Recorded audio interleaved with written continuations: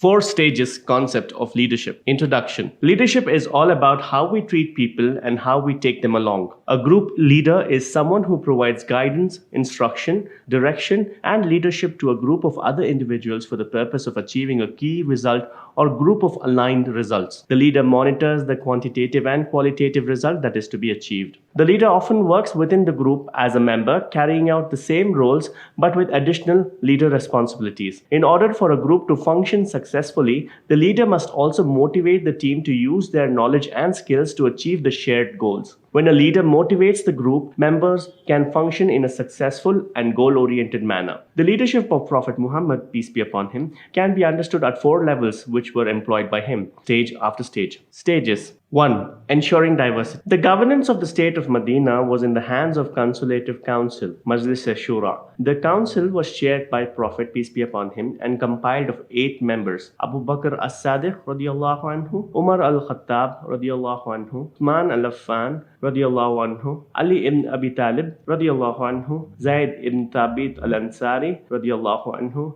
Abdul Rahman ibn Auf radiyallahu anhu, Salman al-Farsi radiyallahu anhu, and Ubay ibn Ka'b radiyallahu anhu. All the members of the Consultative Council of the Prophet, peace be upon him, were very different from one another with respect to character. Abu Bakr as-Sadiq radiyallahu anhu was cool, tolerant, patient, composed, self-possessed, with robust common sense and strong-willed. He was generous, brave, and firm, and had sound opinions in grave situations. His trust in Allah and confidence in Allah's promise were absolute. He was pious, away from suspicions, and ascetic in this worldly life, desiring for what is with Allah. Umar al-Khattab radiyallahu anhu was a strong-willed, explosive, short-tempered, yet sentimental, just, disciplined, and very influential person in Mecca. Uthman al-Affan radiyallahu anhu was unassuming, retiring, forgiving, forbearing, and large-hearted. He was a very wealthy businessman of the Umayyad clan of Quraysh, which was one of the most powerful families in Mecca.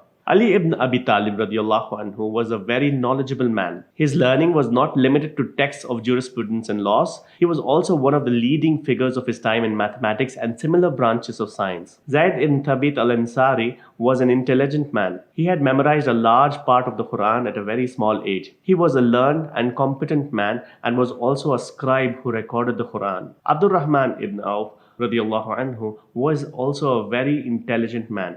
He was a very rich businessman and was considered a business prodigy. His father saw his business skills when he used to take him to business meetings. Salman al-Farsi radiyallahu anhu was a man who was basically from Persia and reverted to Islam. He was a raised Zoroastrian, then attracted to Christianity, and then converted to Islam after meeting Prophet, peace be upon him. He was the paragon of piety, wisdom, and learning. This shows how diversified the core group of the Prophet, peace be upon him. One was cool and patient, one had immense common sense and futuristic, one belonged to a very powerful family, one was a very knowledgeable man, one knew many languages, one was a businessman, one was from Persia, and one was from Medina who had great knowledge. This diversity helped the Prophet, peace be upon him, to get great suggestions and ideas which help him to execute his mission in a smooth manner.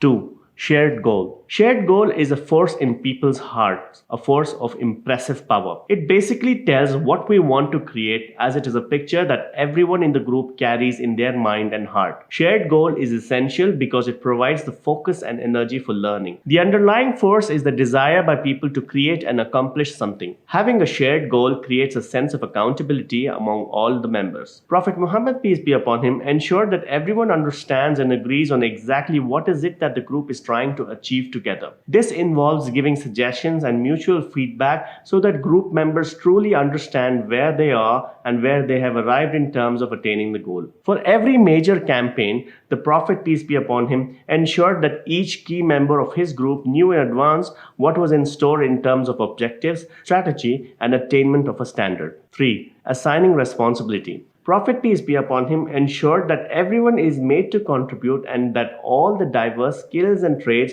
are brought to bear upon the results. The Prophet peace be upon him knew about the diverse strengths of each one of his group members and assigned them responsibilities accordingly. As Prophet peace be upon him was very close to Abu Bakr radiallahu anhu, he knew about his leadership qualities and assigned his responsibilities accordingly. Once, when Prophet peace be upon him was unable to attend the public prayers because of his illness, he ordered Abu Bakr radiallahu anhu to lead the congregational prayers. Then, in the 9th year after Hijrah, Abu Bakr radiallahu anhu was made the leader of the caravan which left for Hajj. When the Prophet peace be upon him and their companions left to perform Umrah, they were not allowed to enter Mecca, and negotiations and discussions were going on, but there were no results. Then Prophet peace be upon him sent Uthman ibn Affan radiallahu anhu to go and speak to the Quraysh, which helped them to come to a certain conclusion. He was selected because he belonged to one of the most powerful families in Mecca, and his word would have much more weightage than anyone else. As Ali ibn Abi Talib radiallahu anhu was good at writing, he was entrusted with the responsibility of writing the peace treaty of Hudaybiyah between Prophet peace be upon him and the Quraysh. He acted as the secretary and deputy of Prophet peace be upon him. As Zayd ibn Thabit al-Ansari radiallahu anhu was well versed with the Hebrew and Syriac language, he was assigned the task of translation and writing letters to kings and representatives of various places. Abdul Rahman ibn Auf radiallahu anhu was an intelligent and rich businessman. He was always ready to sacrifice his wealth in the way of Islam. Ubay ibn Ka'b radiallahu anhu was a scribe who used to record the Quran. He later acted as a personal scribe of the Prophet peace be upon him and would write letters for him. His recitation was so beautiful and his understanding so profound that the Prophet peace be upon him encouraged his companions to learn the Quran from him. 4. Trust. Successful group is built on a foundation of trust. Each member of the team must establish trust, cultivate trust through his actions and words,